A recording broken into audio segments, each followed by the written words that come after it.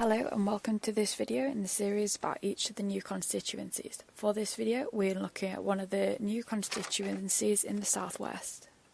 In this short video we will look at the details on the new constituency, how this new one is formed, the previous results, the 2019 results, current candidates, and make predictions with different levels of how bad of a day it might be for the Conservatives.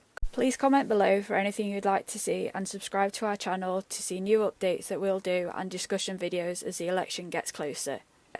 There are lots of changes with boundaries in the next election, so we're going to give a quick overview of how the boundaries are changing and how it's going to affect each seat.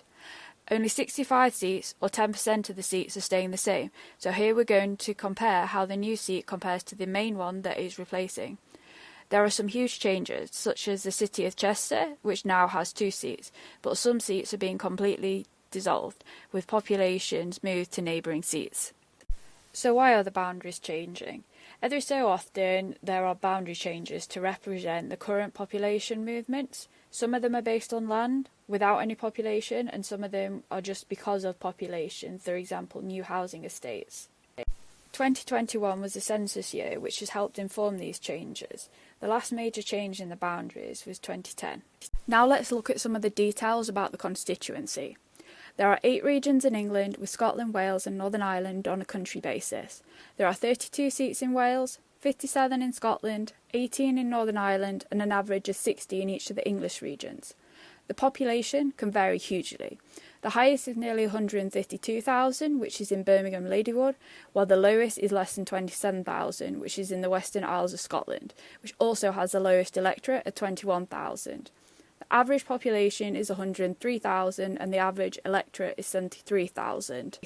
The largest area is the most northerly mainland seat, which is Caithness, which is nearly 12,000 kilometres squared, or approximately 100 times the size of Manchester. The average is 380, while the smallest is only 6.8. The average percentage of the 16 to 49-year-olds is 41%, with the highest in Leeds Central and the lowest in North Norfolk, which also has the highest 65+. The average 65+ is 38%, with the minimum at 15%, which is in the area around Canary Wharf.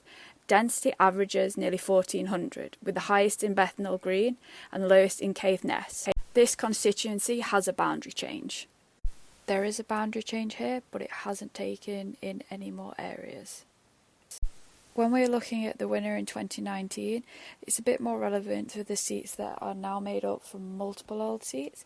Nevertheless, this is the result from 2019, with the winner and whether the seat was held or it changed. Here are the winning party and those that came second, and also the majority. The size of the majority is key when considering how this seat might change. Maybe not so much when there's a big Labour majority or Lib Dems, but for pretty much any Conservative seat, it's possibly not considered safe, bar a very extreme few. The same for the SNP.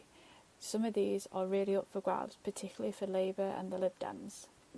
Here we see the vote share at the last 4 elections for the 5 main parties in England: the Conservatives, Labour, Lib Dem, Green and a combination of Brexit or UKIP. The Brexit UKIP vote was distorted in some constituencies in 2019 because if they were held by the Conservatives in 2017, they didn't stand against them. Nevertheless, we can see the changes that occurred throughout the different elections. This is a list of candidates that are on the ballot paper for this constituency. This is now a finalised list as the deadline to register as a candidate has passed. With this forecast, we predict the seat to be changed. Thank you for watching this video. We hope you learned a lot about the new constituencies. Please subscribe to our YouTube channel, follow us on Instagram and Twitter.